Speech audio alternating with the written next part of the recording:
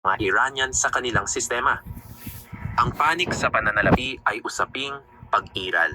Nagwi-withdraw ang mga mamamayan ng pera sa bangko sa pinakamataas na antas, kaya napilitang magpatupad ng mahigpit na kontrol ang rehimen. Nagiging isang revolusyong Irani na ito, 20. Dahil kapag nawalan ng tiwala ang mga tao sa mga bangko ng bansa, nawalan na rin sila ng tiwala sa mismong bansa. At kung pagbabasehan ang kasaysayan, ganito mismo bumabagsak ang mga rehimen. Kagabi, iniulat ng pinakamalaking state bank ng Iran, Bangko Mali, ang suspension ng lahat ng withdrawal matapos magkaroon ng bank run kasabay ng protesta. Ipinapakita nito ang malaking kawalang tatag sa pananalapi at posibleng krisis ng tiwala sa sektor ng pagbabangko ng bansa. Wala nang tiwala ang tao sa gobyerno para sa proteksyon ng pera nila, kaya gusto nilang mag-withdraw. Pero sagot ng gobyerno, hindi pwede. Balikan natin sandali para maintindihan paano tayo napunta rito. Hindi politika ang dahilan ng mga protesta, kundi hirap na mabuhay ng mga Iranian. Tumataas ang presyo ng 10-20 buwan-buwan. Hindi taon-taon.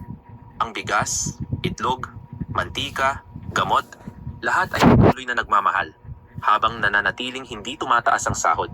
Ang karaniwang Iranian ay nasasaksihan kung paano lalong humihirap ang kanyang buhay sa bawat sandali, na parang walang katapusan.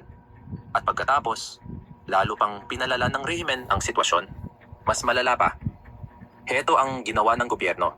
Binaba nila ang halaga ng pera ng Iran, Iranian rial, at sinadya talaga nila ito.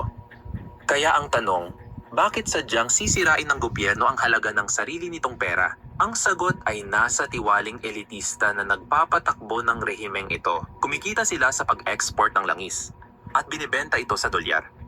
Kapag bumaba ang halaga ng kanilang real, mas marami silang real na nakukuha sa bawat dolyar. Simple lang, bago ang devaluation, dolyar. Isa ay 700,000 reals. Pagkatapos, 14 milyong reals. Biglang nadoble ng rehimen ang pera nila sa magdamag. Kaya yumaman ang mga mula, yumaman ang Revolutionary Guard, at yumaman ang lahat ng konektado sa pag-export ng langis. Pero ang mga karaniwang Iranian, sila ang nadurog dahil lahat ng binibili nila, bigas, trigo, gamot, damit, galing sa ibang bansa. Ngayon, doble na ang gastos sa pag-angkat, kaya doble na rin ang presyo kapag binili nila. Naging walang halaga ang ipon ng mga tao para lang mapunan ng rehimen ang bulsa nila. Hindi yan patakarang pang-ekonomiya. Pag nanakaw yan, at para lalong lumala, yung dagdag na pera na kinikita ng rehimen, hindi naman talaga napupunta sa mga tao. Napunta yun sa Hezbollah, napunta sa Hamas, at napunta sa mga Houthis. Nagugutom ang mga Iranian dahil ginagastos ng Ayatollah ang pondo sa mga proxy war sa gitnang silangan. Sa mga tindahan sa Iran, maraming paninda pero walang bumibili dahil sa matinding krisis sa ekonomiya. Wala silang pera. Ang 1 litro ng mantika dati ay 770,000 real, ngayon ay 185 milyon na. Ayon sa gobyerno, tataas ng 50 hanggang 100% ang presyo ng ilang produkto habang patuloy na tumataas ang bilihin. Lalaki ang gastos sa lahat ng serbisyo. Ang pagtaas ng presyo ay maapektuhan din ang ibang bahagi ng buhay ng tao. Lumabas sa mga kalsada ang mga Iranian noong huling bahagi ng nakaraang buwan nang bumagsak ang halaga ng real sa 14 na milyon laban sa dolyar ng United States.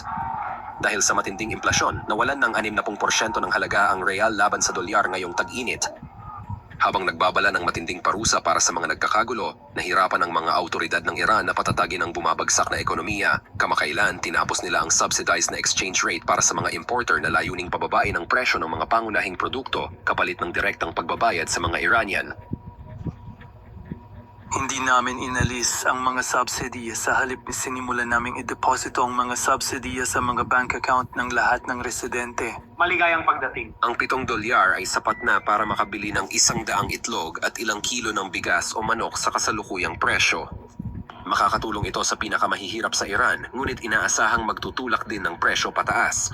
Sa palagay ko, dahil hindi nila makontrol ang inflation, nagpasya silang bigyan ng 1 milyong tuma ng mga tao para kahit paano mabawasan ang presyon. Parang pansamantalang pampawala lang ito ng sakit. Tingnan mo, sa unang 10 araw ng taon, tumaas ng 100 at 33% ang mantika. Higit pa sa doble ang taas ng presyo. Ganon din kay 10. Ang manok tumaas ng 70 Bigas, 3 pukarne, 16. Mismong gobyerno na ang umaamin na lalala pa ito. Kung kaya nila itong sabihin ng hayagan, isipin mo pa kung ano ang tinatago nila. Ito mismo ang dahilan kung bakit nagsimula ang mga protesta noong Disyembre 28.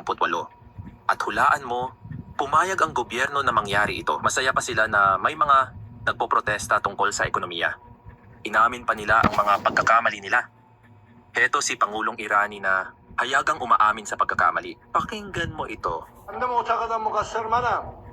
Ako ang may sala sa nangyayari ngayon. Walang kasalanan ang mga tao, empleyado, o estudyante sa situation ngayon. Kasalanan ko, kasalanan natin. Kailangan nating itama ang pagganap natin. Kung hindi masaya ang tao, tayo ang may kasalanan, hindi Amerika or iba pa. Tara na, pupunta na tayo doon. Sabihin nating mahal natin ang ating imam at ang sinasabi natin, Huwag maghanap ng Amerika o kahit sino pa na masisisi. Dapat tayong maglingkod ng maayos para masiyahan ang mga tao.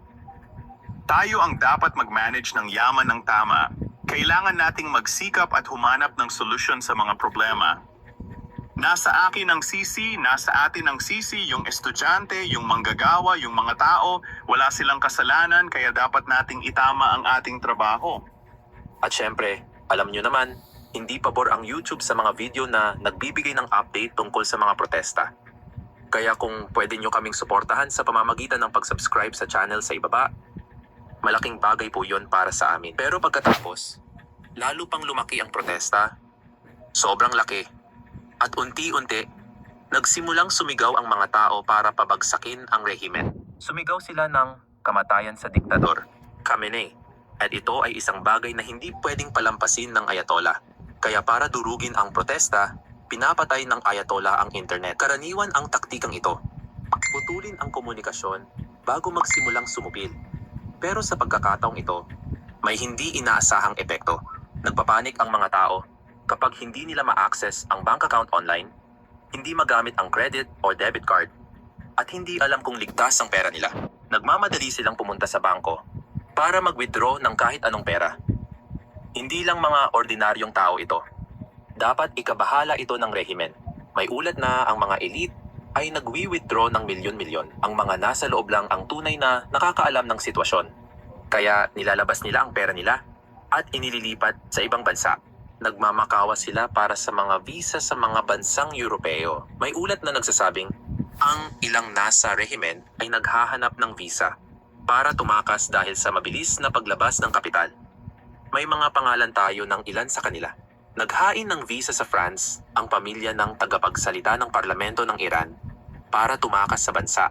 Siya ang arkitekto ng isakripisyo ang iyong anak para sa revolusyon noong digmaan ng Iran at Iraq noong 1980. Siya ang nagutos kay Khamenei na durugin ang protesta ng mga estudyante noong 1989. Ngayon, naghahanap siya ng paraan para makaalis. Kapag naghahanda na ng exit strategy, ang mga nagpapatakbo ng sistema, sapat na itong magsabi ng lahat ng kailangan mong malaman. Ngayon, ibabalik ko kayo sa 1979 kung saan nangyari na ito sa Iran laban sa Shah. Noon, langis ang mahalaga. 70% ng kita ng Iran sa export at 60% ng kita ng gobyerno ay mula sa langis. Umiikot ang ekonomiya ng Iran sa langis. Kaya noong nag-strike ang mga manggagawa sa langis sa revolusyon, hindi lang ito simboliko. Hindi lang nawalan ng legitimasyon si Shah. Naubos din ang pera, tumigil ang gobyerno, at hindi na nababayaran ang militar. At ano ang ginawa ng mga elitista sa Iran noon? Eksaktong ginagawa rin nila ngayon. Inilabas nila ang pera mula sa mga bangko sa Iran, papuntang London, Geneva, at New York. Nakita nilang may paparating na problema kaya tumakbo sila. Pasensya na, kailangan ko talagang isingit ang biro na yon. Nag-freeze ang foreign bank, natigil ang credit line, huminto ang negosyo sa pagdeposito, at tumigil ang sistema ng pananalapi. Nang mangyari yun, tapos na si Shah, nagkaroon ng kapangyarihan, Islamic Republic, dahil sa pagbagsak ng pananalapi. At ngayon, maaaring mamatay sila sa parehong paraan. Ganito kung bakit delikado ang bank run. Sila ay self-fulfilling prophecy. Kapag naniwala ang mga tao na babagsak ang bangko, nagmamadali silang kunin ang kanilang pera. At kapag sabay-sabay na kinuha ng lahat ang kanilang pera, talagang bumabagsak ang bangko. Kahit maayos ang bangko noon, Sikolohiya lang ito. Ang takot mismo ang lumilikha ng kinatatakutan ng mga tao. Ibig sabihin, pag nagsimula na yon, halos di na ito mapigilan. Walang pahayag, hakbang, o paghihigpit mula sa gobyerno ang makakabalik ng tiwala kapag nawala ito. Kapag huminto ang pananalapi, lahat ay hihinto. Hindi makakabayad ang mga negosyo sa supplier, ang mga amo sa manggagawa, at mahalaga para sa Ayatollah. Hindi rin mababayaran ang militar. Ganito rin ang nangyari sa Syria noong nakaraang taon nang hindi na kayang bayaran ni Assad ang kanyang mga sundalo.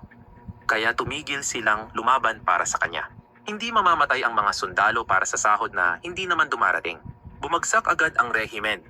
Hindi dahil malakas ang mga rebelde, kundi dahil nawalan ng dahilan ang hukbo na lumaban. Iyan ang senaryong nagpapagising sa Ayatollah tuwing gabi. Hindi tapat sa isang ideolohiya ang mga puwersang Iranian. Tapat sila sa sistemang nagbibigay ng sweldo, kapangyarihan, negosyo, pagpupuslit, at marangyang pamumuhay. Sa sandaling hindi na makapagbigay ang sistemang iyon, nawawala ang kanilang katapatan. Ito ang dahilan kung bakit umiikot ang puwersa ng rehimen gamit ang loudspeaker at hinihikayat ang mga tao na ipagpatuloy ang negosyo. Hinihikayat nila ang mga negosyante na buksan muli ang kanilang mga bazar o tindahan. Pakinggan ninyo. Para suportahan ang Islamikong Revolusyon, hinihiling namin sa mga tindero at negosyante na agad buksan muli ang bazaar. Sa paggawa